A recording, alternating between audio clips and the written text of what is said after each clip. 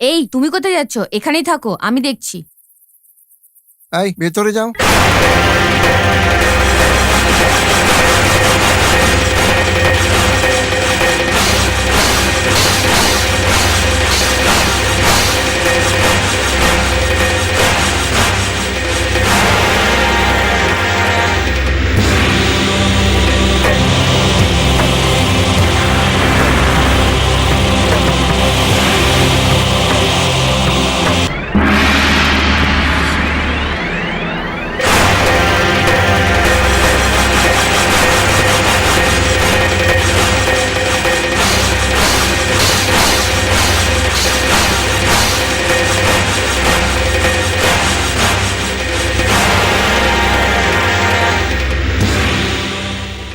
Sony, এই Sony, বলো।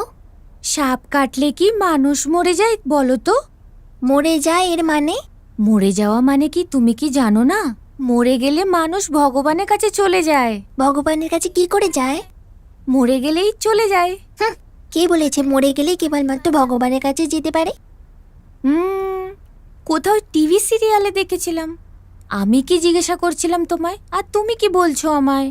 হ্যাঁ, জিজ্ঞেস করো না, তোমার কোনো ডাউট আছে? সাপ কাটার পরে ওর বিষ থেকেই তো মরে, তাই না? না, একদমই মরে না। সাপের মধ্যে তো বিষ থাকে, তাই না? সব সাপের মধ্যে বিষ কিন্তু থাকে না, কিছু সাপের মধ্যে বিষ থাকে। সাপ কখনোই কামড়ে দেয় না। আমরা যদি কখনো কাউকে খুব বিরক্ত করি তাহলে রাগ তো হবেই। তুমি বলো, রাগ তো হবে। হ্যাঁ। এরকমই সাপকে যদি বিরক্ত করা হয় তাহলে ফনা তোলে আর ছবল মেরে দেয়, ছবল মেরে দেয়, ছবল মেরে দেয়। এবার বুঝতে পেরেছি? ইন্দ্রাণী, এখনো ঘুমাসনি?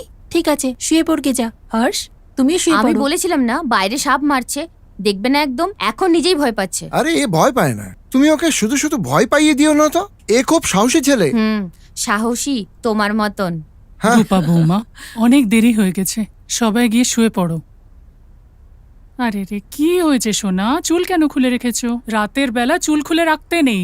রূপা বৌমা ওর চুল বেঁধে দাও। চলো আচ্ছা, ঠিক সোনা। আছে।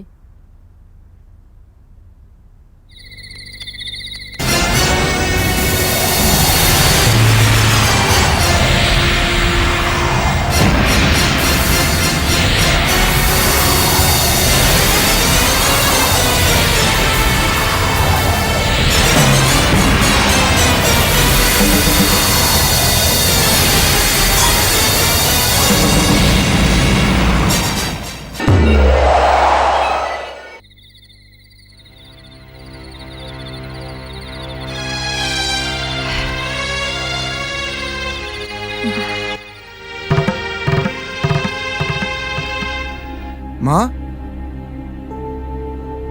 হ্যাঁ বলো। এই সব এদের এখানে আসার পর থেকে শুরু হয়েছে, তোমার কি সেটা মনে হয় না? কেন, আবার কি হলো? তান্ত্রিক বলেছিল তো যে ইন্দ্রাণী একটা অপয়া মেয়ে। চুপ কর। ইন্দ্রাণীকে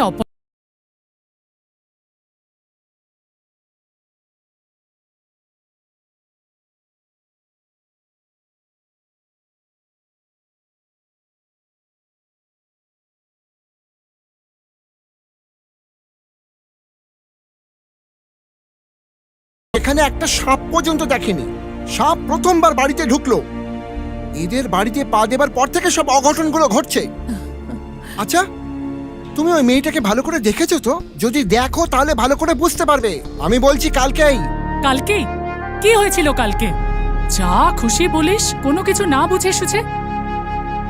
আমি দেখছি তোকে, যখন থেকে আমার বাচ্চা বউ সবাই এসেছে তোর হিংসে হচ্ছে। ও ও আমার নাতনি, ও এই ঘরের দেবী। ফের যদি বাচ্চাদের ব্যাপারে কথা বলিস তাহলে আমি তোর সঙ্গে কথা বলবো না, মনে রাখিস। যা এখান থেকে, চলে যা।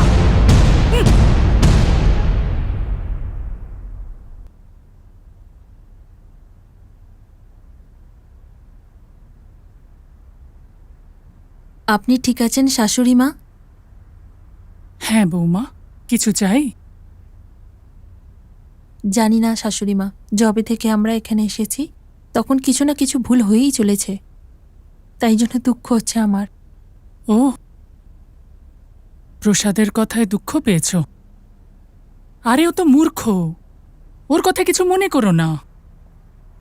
ও একজন অনাথ, ওকে আমি নিজে বড় করেছি।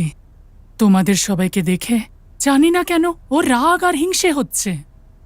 এটা ঠিক নয় শাশুড়ি মা, ওর কথায় আমার কোনো রাগই নেই।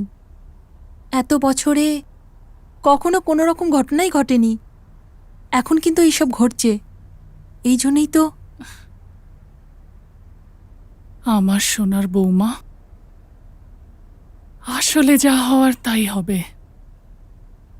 নাগরাজের কৃপা থাকলে আর কোনো কিছুই হবে না। এত বছর তোমাদের অপেক্ষা করেছি, খুব কষ্টে থেকেছি, কিন্তু এখন তোমাদের সবাইকে দেখে সব ভুলে গেছি। আমার আমার তোমাদের ছাড়া আর কে আছে বৌমা? এখন তোমাদের সাথে থাকা এই 15 দিনে আমি আগামী 15 বছরের খুশি পেয়েছি বৌমা। আরে শাশুড়ি মা, হ্যাঁ বৌমা, আর তাছাড়া আমার নাতনিকে বলার মতো ও কে হয়? কালী, কালী ওকে ঘর থেকে বার করে দেব।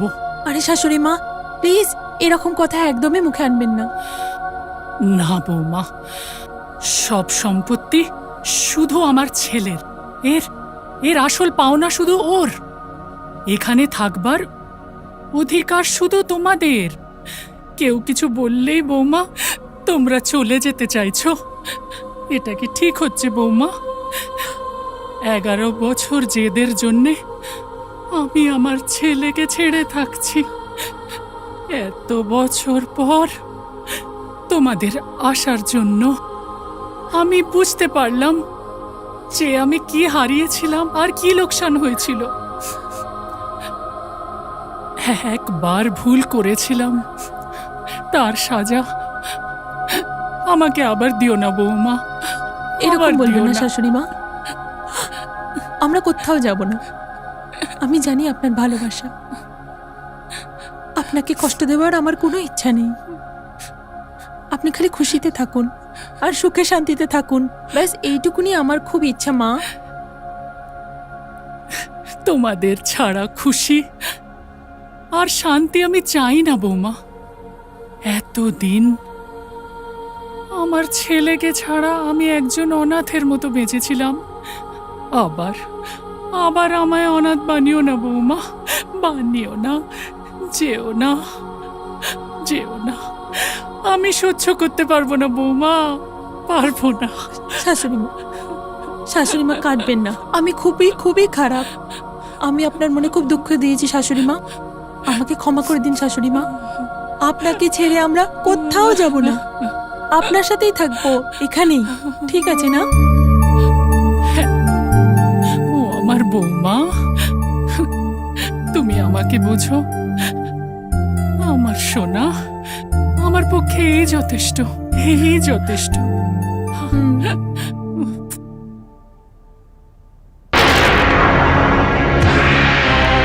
আমাদের বিষধর সাপ অনেক চেষ্টা করেছে, কিন্তু ওই নাগ ভৈরবীর কাছে হেরে গেছে। যতক্ষণ ওই নাগবালার মধ্যে শক্তি আছে ততক্ষণ ওকে হারানো খুব মুশকিল। ওই মেয়েটার থেকে নাগ ভৈরবীকে আলাদা করে ওকে আমাদের বশে আনার কোনো যোজনা তৈরি করতে হবে। শিষ্যগণ বলুন গুরুদেব।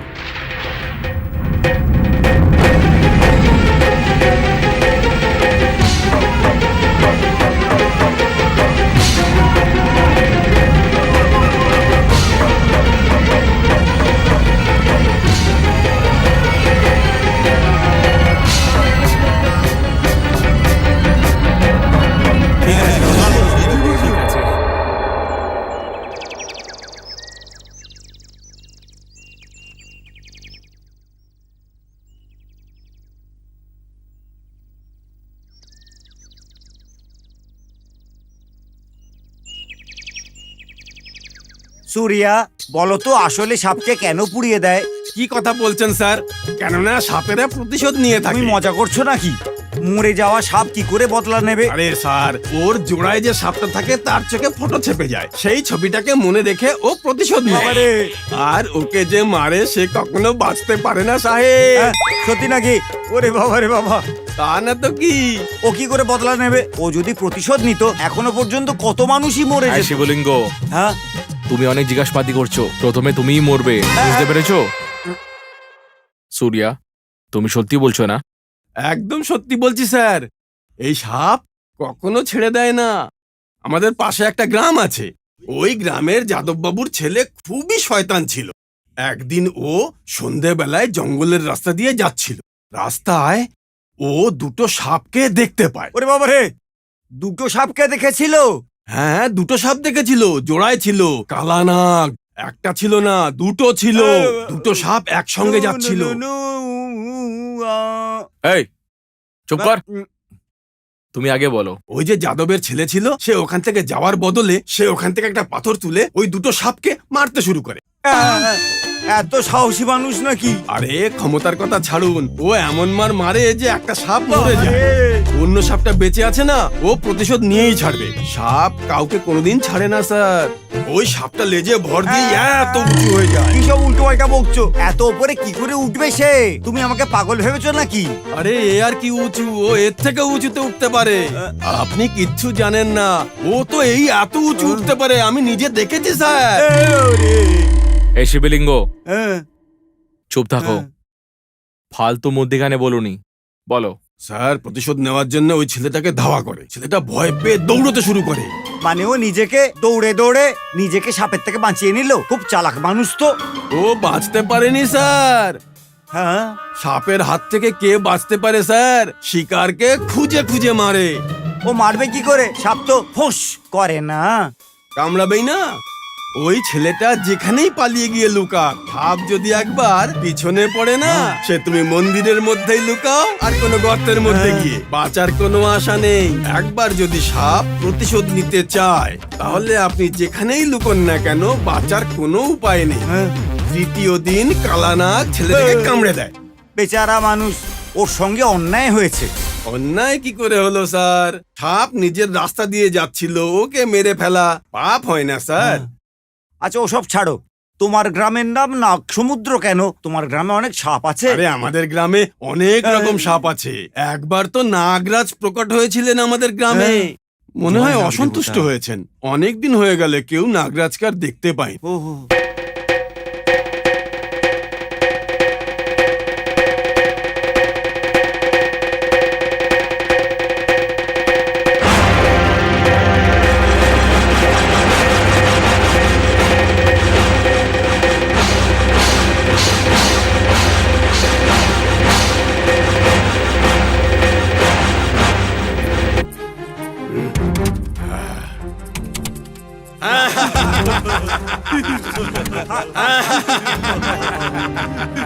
এতদিনের পরিশ্রম সফল হয়েছে। আমি নাগমণিকে আমার বশে করে নিয়েছি। এই অদ্ভুত নাগমণি এখন আমার। এই নাগমণির শক্তি পাওয়ার ফলে এখন আমি আরো অনেক শক্তিশালী হয়ে গেছি। ইতিহাসের পৃষ্ঠায় প্রথম মানুষ আমি যে নাগমণিকে জয় করেছে। এখন আমার আর কোনো কষ্ট নেই। এখন এই নাগন্তুক স্বামীর শক্তিকে কেউ ঠেকাতে পারবে না।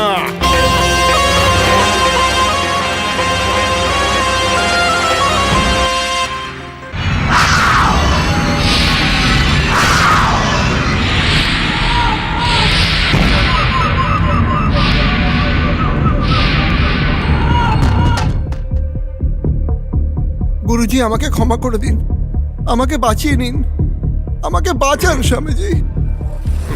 ওই তাবিজটা বাচ্চাটার হাতে বাঁচতে পারিনি।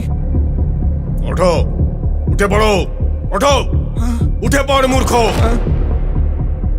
তোকে প্রথমেই সাবধান করেছিলাম যে তোকে এই কাজকে সফল করতেই হবে, নইলে তোর জীবন বিপদে পড়ে যাবে। আসলে তোর মরে যাওয়া উচিত, কিন্তু আমি তোকে মারবো না, কারণ আমি তোকে আর একটা সুযোগ দিতে চাই। আর যদি এইবার তোর চেষ্টা যদি অসফল হয়ে যায়, আমি তোর জীবন নিয়ে নেব। এবার যা। হে ভগবান, আমাকে ক্ষমা করে দিন গুরুজি, পরের বার এরম কিন্তু হবে না। বল, এই কাজের জন্য প্রস্তুত আছিস? করবি? কিন্তু এবার যদি তুই অসফল হোস, তাহলে কি হবে? জ্যান্ত বাঁচতে পারবি না, তোকে মরতে হবে। না, এবার আমি আর কোনো ভুল করবো না। তোর মৃত্যু সাধারণ মৃত্যু হবে না, অকাল মৃত্যু হবে তোর। বুঝতে পেরেছিস না তুই? বুঝতে পেরেছিস না? হ্যাঁ। এই, এবার উঠে দাঁড়া মূর্খ।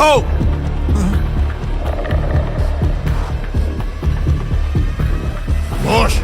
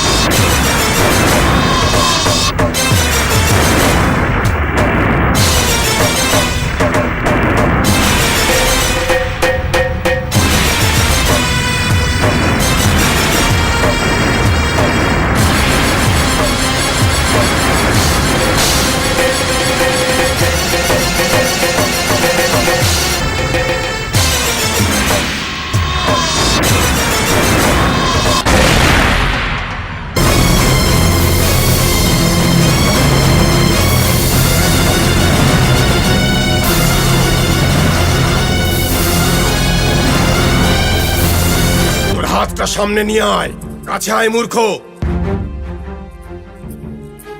এইটা নিয়ে যা,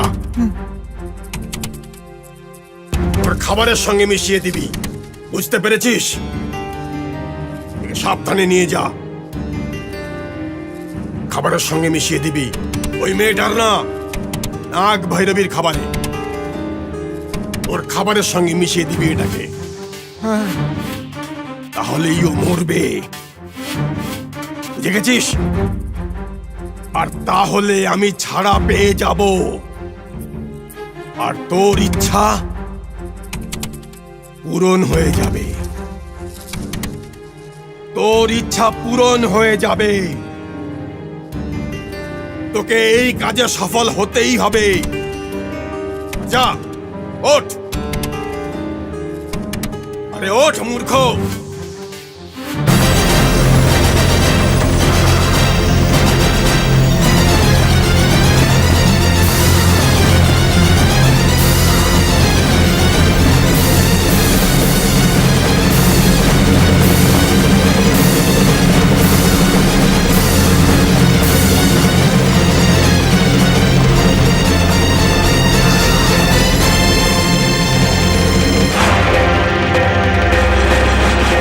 এবার ওই নাগ ভৈরবীর শেষ অবশ্যই হবে।